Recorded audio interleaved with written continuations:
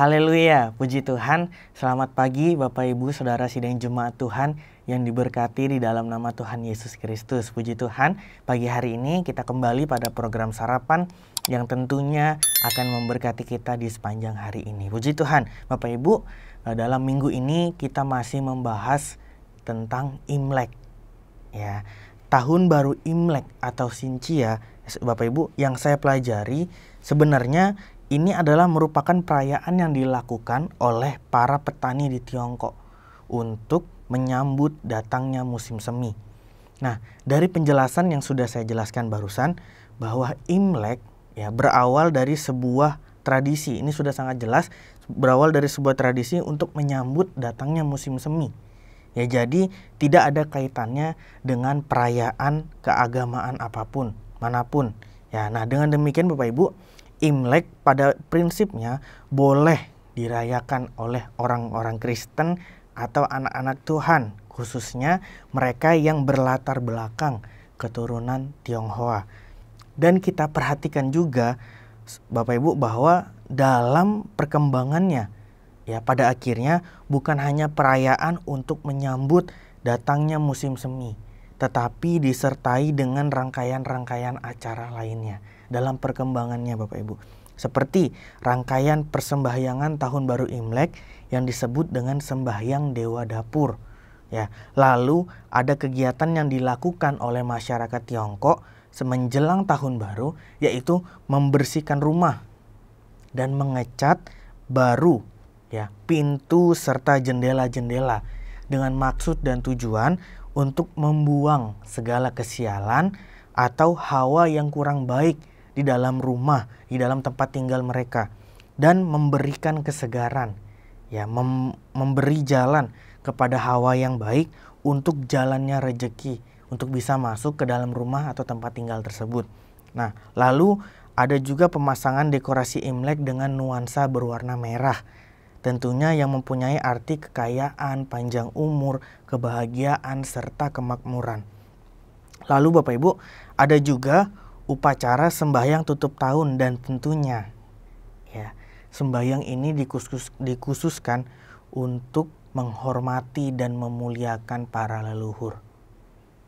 Ya, lalu ada juga kegiatan yaitu kumpul bersama dengan keluarga, yang mengunjungi sanak-sanak saudara dan sanak-sanak keluarga, dan ada juga tradisi untuk bagi-bagi angpau. Ya, saudara, dengan penjelasan yang sudah saya sebutkan tadi, ya tentunya kita bisa melihat ternyata ada beberapa acara dalam perayaan Imlek itu sendiri yang mengandung sembahyangan, yang tentunya untuk hal seperti itu pasti kita sebagai orang Kristen, sebagai anak-anak Tuhan, sebagai pelayan-pelayan Tuhan, sebagai hamba-hamba Tuhan tidak boleh ikut melakukannya. Ya, jadi pada intinya perayaan atau kegiatan budaya atau adat istiadat seperti ini, ya prinsip yang kita harus pegang sebagai orang Kristen atau orang-orang percaya, anak-anak Tuhan, bahwa budaya, adat istiadat harus berada di bawah otoritas Alkitab, harus berada di bawah otoritas firman Tuhan. Ya, artinya jika ada yang bertentangan, tidak sesuai dengan firman Tuhan, kita tidak boleh melakukannya. Tetapi kalau ada adat istiadat tersebut atau budaya tersebut yang tidak bertentangan dengan Alkitab atau firman Tuhan, ya tentu kita boleh melakukannya, ya, atau merayakannya. Untuk contohnya Bapak Ibu Saudara, perayaan Imlek ini misalnya ya sembahyang kepada leluhur. Ya, ini tentu tidak boleh karena jelas sangat bertentangan dengan firman Tuhan. Ya, dalam Keluaran pasal yang ke-20 ayat yang ketiga, firman Tuhan katakan, "Jangan ada padamu Allah lain di hadapanku." Ya, ini tentu sangat bertentangan dengan firman Tuhan kalau kita mengikuti sembahyang kepada leluhur. Tetapi untuk perayaan ya, di mana kita bisa saling berkunjung, berkumpul dengan keluarga dan memberi hormat kepada orang yang lebih tua, membagi-bagikan angpau kepada anak-anak, ataupun dengan merayakan dengan cara makan bersama, tentunya itu boleh kita ikuti. Ya, kita lakukan karena itu tidak sama sekali bertentangan dengan firman Tuhan. Ya, Bapak Ibu terkasih dalam Tuhan, terlepas dari berbagai macam pandangan ya terhadap sebuah ritual, terhadap sebuah kebudayaan adat istiadat yang ada, pengharapan kita sebagai orang Kristen atau orang-orang percaya bukan bersandar kepada ritual, kebudayaan atau istiadat yang ada. Ya, tetapi justru pengharapan, berkat-berkat serta kebahagiaan kita sebagai orang-orang Kristen, sebagai anak-anak percaya, orang-orang yang percaya hanya terletak kepada iman kepercayaan kita kepada Allah.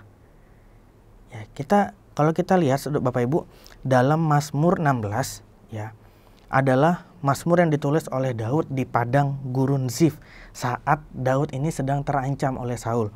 Ya, walaupun Daud tertekan ya di bawah kondisi yang sangat sulit, tapi Daud tetap bersandar kepada Allah sehingga ia bisa bersuka cita.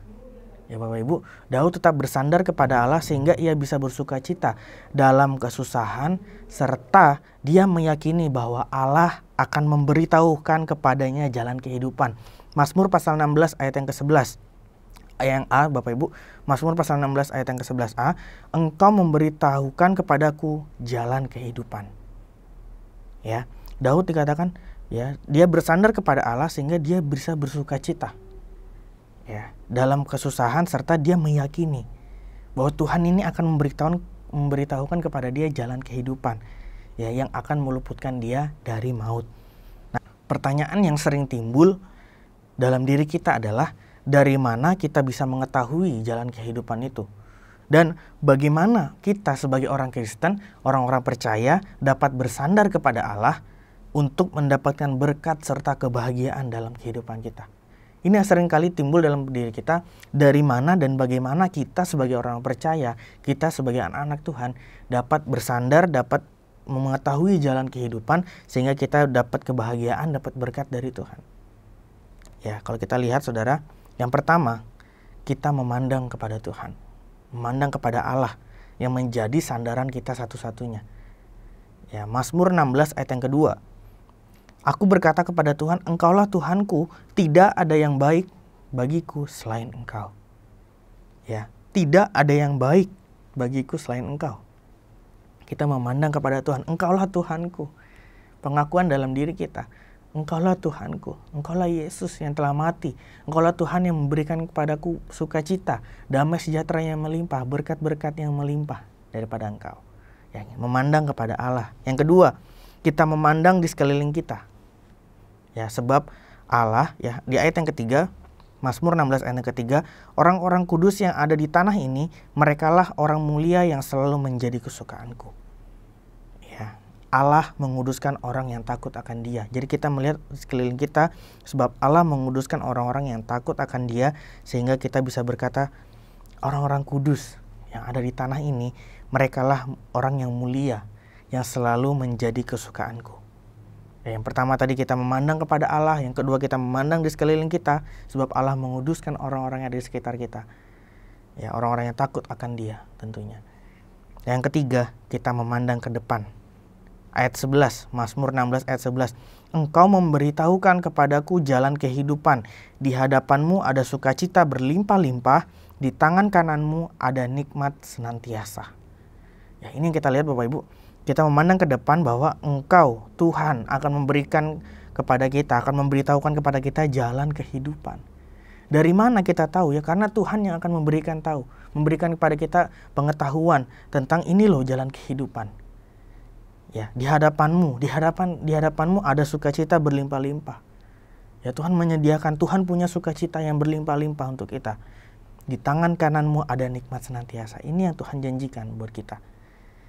Ya, ada pengharapan yang baru, ada berkat, ada sukacita yang berlimpah-limpah jika kita senantiasa selalu bersandar dan berharap kepada Tuhan.